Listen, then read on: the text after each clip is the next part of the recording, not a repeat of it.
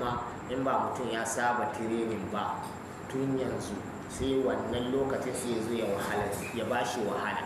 So da dama shi yasa daga mutanenmu ba sa iya yin sallan dare, to in suka zo watan ramadana sai ka ganda da kasala da gajiya, shedan sai danne su ya haramta musu samun wannan ladan, ya haramta musu jin daɗi da kushuri da yake cikin dararen da ake rizkan lailatul qadr, sakamakon mutum bai saba ba.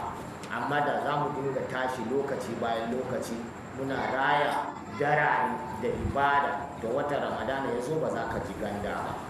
To shi yasa ake son mutum ya dinga irin training, wani lokaci ya tashi ko a wata ka yi so ɗaya, duk wata ka yi so ɗaya, mafi karanci ka yi shi so ɗaya, ka samu ka yi shi. To kana saba daga ɗin sai ga Allah taimake ka koma a wata so biyu, sai ga ka koma so uku. To amma mutum ya kasance daga ramadana sai ramadan yake kiyamun laili, waɗansu abubuwan ba zai samu ya yi su ba, ko daga zaran ya tsaya sai ka ga ya gaji, sakamakon mutum bai saba ba.